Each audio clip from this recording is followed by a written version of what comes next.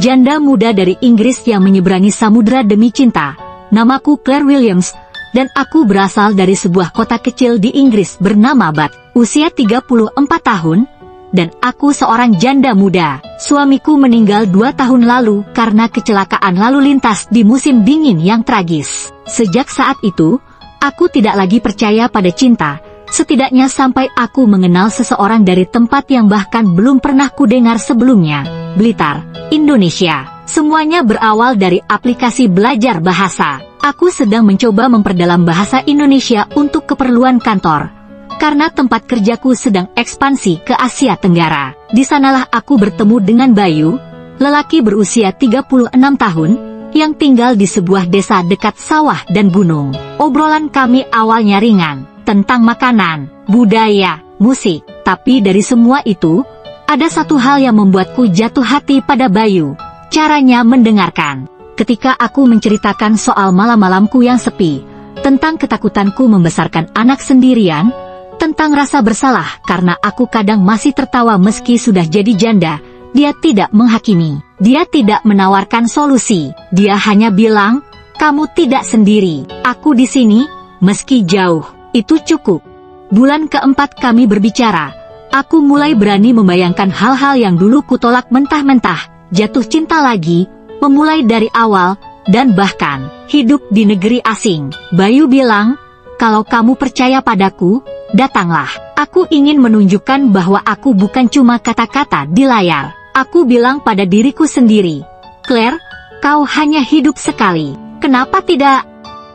Perjalanan ke Indonesia tidak mudah. Dari Heathrow ke Jakarta, lalu transit lagi ke Surabaya, kemudian naik mobil 5 jam menuju desa tempat Bayu tinggal. Saat mobil berhenti di depan rumah bercat hijau muda itu, lututku gemetar. Bayu keluar, dan untuk pertama kalinya, kami saling menatap bukan lewat layar ponsel, tapi langsung. Tatapannya hangat, senyumannya lebar, dan tanpa banyak kata, dia peluk aku. Lama, diam, seolah berkata, "Kau benar datang." Ibunya Bayu sempat syok saat tahu aku janda bule yang datang sendirian. Tapi dia tidak marah, bahkan membuatkan teh manis dan pisang goreng. Di situ aku merasa, anehnya, nyaman. Hari-hari di desa itu seperti mimpi. Kami pergi ke sawah, Bayu mengenalkanku pada ayam-ayamnya, bahkan memintaku mencoba nasi pecel yang pedasnya luar biasa. Anak-anak kecil di kampung suka memanggilku, "Bule Claire."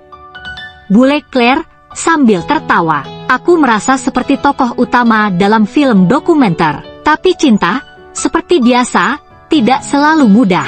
Malam itu, setelah kami menonton langit penuh bintang di pinggir kebun, Bayu berkata, "Claire, aku ingin serius. Tapi hidup di sini tak seperti hidupmu di Inggris. Aku tidak punya banyak uang. Aku bahkan belum punya rumah sendiri." Aku menatap matanya dan menjawab, "Bayu, aku datang bukan untuk mencari kenyamanan. Aku datang karena aku ingin bersamamu, bukan bersama hartamu."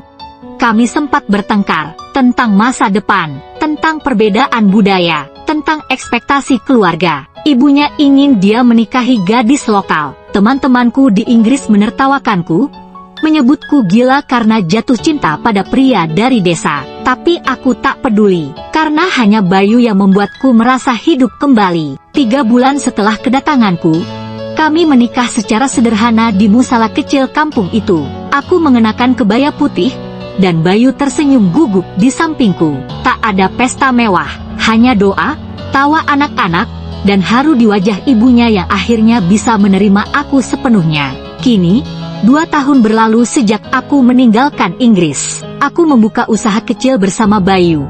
Kafe kecil dengan konsep British Meets Java. Kami menyajikan teh Earl Grey dengan pisang goreng, dan pelanggan datang dari kota hanya untuk mencoba sensasinya. Aku tak bilang hidup ini mudah, tapi setiap pagi saat Bayu menggenggam tanganku sambil menyeduh kopi, aku tahu, cinta yang kutemukan di sini, di ujung dunia, jauh lebih besar dari yang pernah kubayangkan.